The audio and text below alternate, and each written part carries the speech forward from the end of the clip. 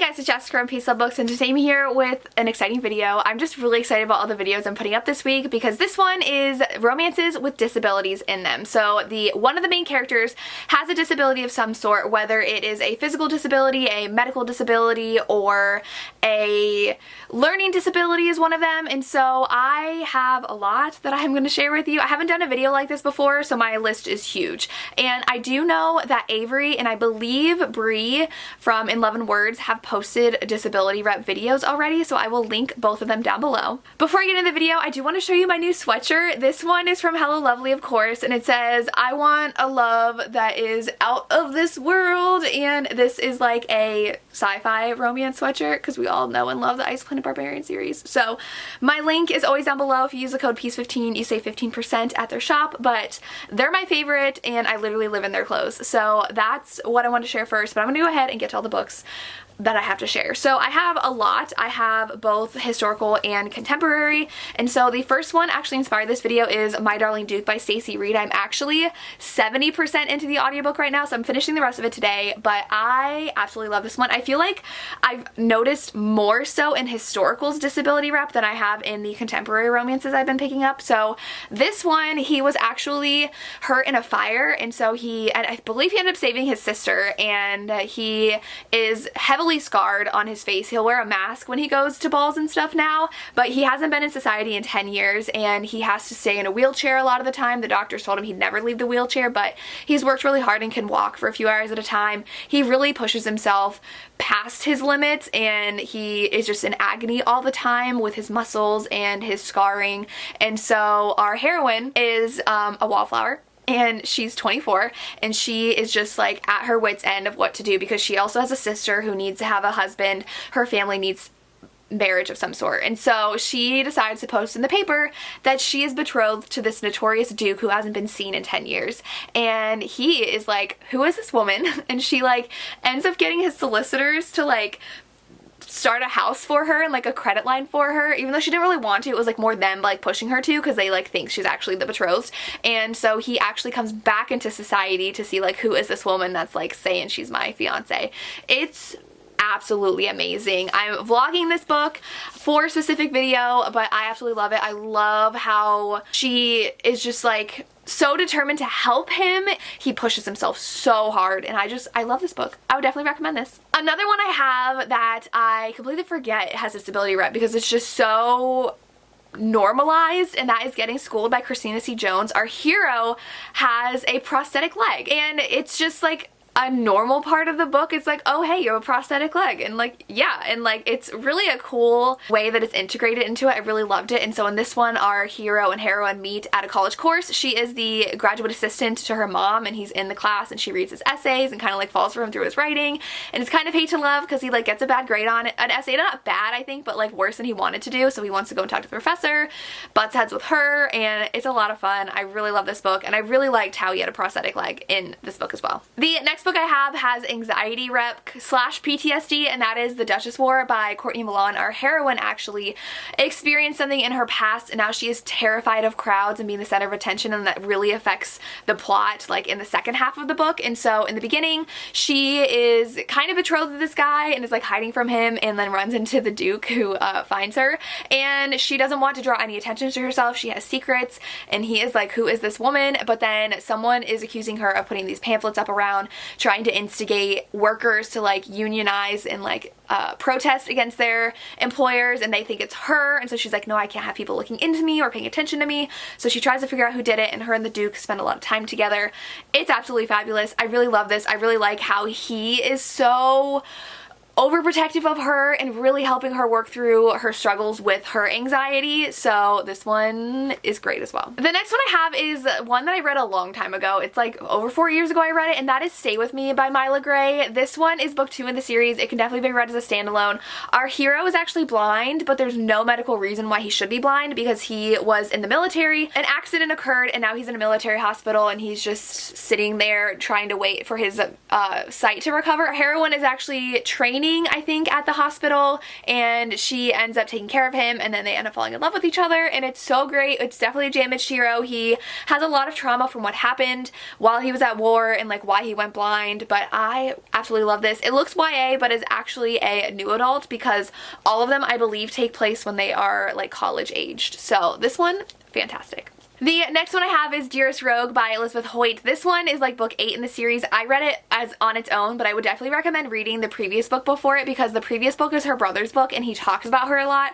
She is blind, and so her brother is really overprotective of her, and someone is possibly trying to harm her, and so a brother hires a guy to protect her, so it's like kind of a bodyguard romance, and he actually has a limp. He is, I believe, an old war wound he has, and so he is brooding and they fall in love, and it's a lot of fun. I really, really love this one. She is someone who does not let her disability stop her whatsoever, so she does a lot of things she really technically shouldn't be doing that really worry her brother, but she just takes life by the horns, and it's really great. The next two I have are in the same series, and that is Only When It's Us and Only's Only You. So the first one, our hero is actually deaf. He hasn't always been deaf. He was supposed to be a really great soccer player, and then he got an illness and that really affected his hearing, and so he can't play soccer anymore, and he is deaf. And so our heroine sits next to him in class, and she's supposed to get notes from him, and he ignores her, so she's absolutely like offended, which I didn't really love that interaction because he is deaf, and like that's the point though. Like she was supposed to then realize he's deaf and feel really bad, and they start spending time together. She's actually a soccer player, and this one was really, really sweet. I really enjoyed this one. Book 2, which is Always Only You. I always forget these titles. This one, she actually has arthritis, and she is in her 20s, and so she does have to walk with a cane, and people don't understand when looking at her. She looks like so young and healthy. They're like, why do you walk with a cane? Like, why do you need a handicap sticker? Like, why are you doing all this? And so I really loved that kind of discussion. She also is on the autism spectrum, which I really loved as well. We do have that representation in here, and she is the social media coordinator person for a hockey team, and it's her romance with a hockey player, and it's absolutely fabulous. I love this, and the hockey player is the brother of the guy in book 1, and they actually also have a sister who's on the autism spectrum, and so our heroine does get to talk to her a lot, and this is just great. I really love the whole family in this book, and I'm excited to pick up book 3. Then I have Never Seduce a Scot by Maya Banks. I absolutely adored this book. Our heroine is deaf, and she had an accident, and I think she got sick as well, and then she lost her hearing, but in order to get out of a marriage, she decided to pretend like she is not cognitively able anymore, and so people think that she's just very simple, and so she actually can read lips, and she knows everything that's going on, and so her clan is rivals of another clan, and the royalty decided that like the clans had to marry each other so that they'd stop being so dumb and like hurting each other because of this old feud they have, and so she has to marry the son of the laird of the other clan, or he is the laird now, and it's absolutely amazing how she gets kind of closer with them, and like especially his sister, and they understand like she's actually really intelligent and like learn how to communicate with her, but his clan isn't really welcoming to her, which is really sad, and then he gets super overprotective. I love this book so much. Then we have It Ain't Me Babe by Tilly Cole. This one is a motorcycle romance, and our hero is called Mute because he has a really bad stutter, and so he does not like to talk, so he actually signs a lot, and our heroine is from a cult, and so she escapes from a cult. They have a romance, and it's absolutely fabulous. I haven't read this book in so long. It came out in 2014, and I've been meaning to pick up the rest of the series, but I feel like I'm gonna love it so much that I don't want to. You know, if like you have it, like you're gonna love this book so much that you don't want to read it right away, you want to like savor it. That's been me for like 5 years, so I need to pick up the rest of the series, but it's really dark, and so if you like that dark romance but with a hero who has that disability, I would definitely recommend picking this up. Then I have a historical romance favorite, and that is Romancing the Duke by Tessa Dare. Our hero is blind, and he is definitely a recluse. He's angry all the time, and our heroine figures out that she inherits a castle. She goes there, and he's actually living there. He's like, this is my castle. She's like, no, I just inherited it. And he's like, what are you talking about? And so it's really run down and disgusting, but she is like this kind of bright light that's brought into it and tries to fix it up, and they kind of fall in love. Well, they do fall in love. And what's really cool about this is her dad was an author, and there's like cosplay in here. He did pass away, and so people show up and like see her as like the heroine of the stories because her dad wrote it about her when she was little, and It's a lot of fun. I really love this book. Then we have The Sum of All Kisses by Julia Quinn. This one, our hero was in a duel and got shot in the leg, and now he has a limp, and he really has a hard time with his disability because there are a couple of scenes where he can't protect our heroine and he feels incompetent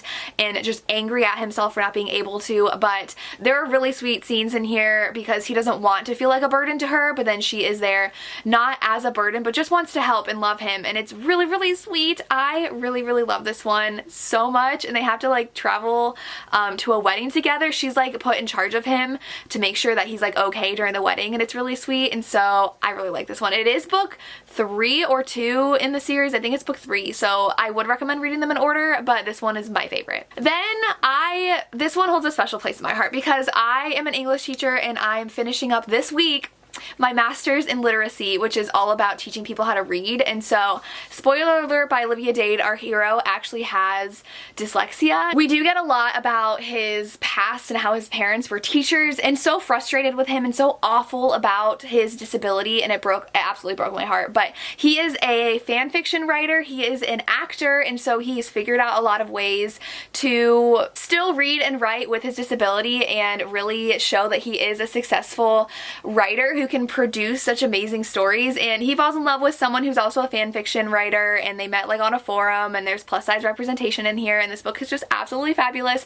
And it really shows you like how you need to be considerate of people, especially in a public space, because sometimes they're like, oh, read this for us out loud, and like he has trouble reading, and there was a part where it was like on live television and he really felt embarrassed, and I'm just like, I wish people were more aware of that, were more accommodating of that, understanding that there are people who do struggle, and that does not mean that they're stupid in any sort of way. Reading is hard. Reading is not a natural process. It is something that you really have to be taught how to do. And there's a lot of different theories about how you should, but there's really 5 components in how to read. And so if you were even missing one of those, it's really hard for you to read. And so it just really makes me angry how he was treated in here, but how he overcame it was just amazing, and I really love this. Then I have another favorite, and that is The Madness of Lord Ian McKenzie. This one, Ian's on the autism spectrum, and I loved this. It's really, really hard though to read because he did see something that he wasn't supposed to when he was young, and he's really not understood because of his autism, but he's put into an insane asylum because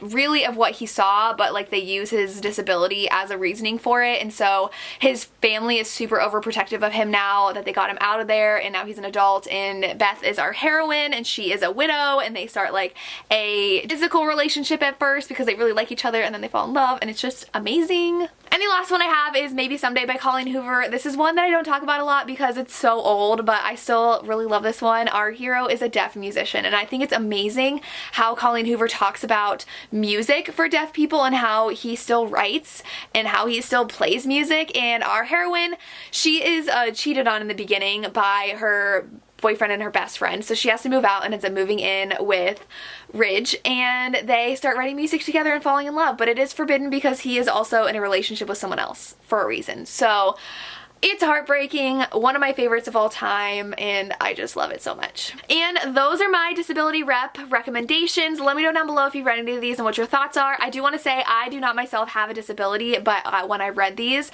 I really enjoyed these stories, but I cannot speak myself on the disability rep and how accurate it was. I didn't see anything glaring when I did read it, but there is always that chance that someone who does have a disability might have had a problem with it. I haven't seen that, and I haven't seen it in reviews for any of these books, but I just want to put that out there. But these are some of my favorites, and like I said, make sure you check out Avery and Bree's videos down below. And that's all I have. As always, thanks so much for watching, and have a good day.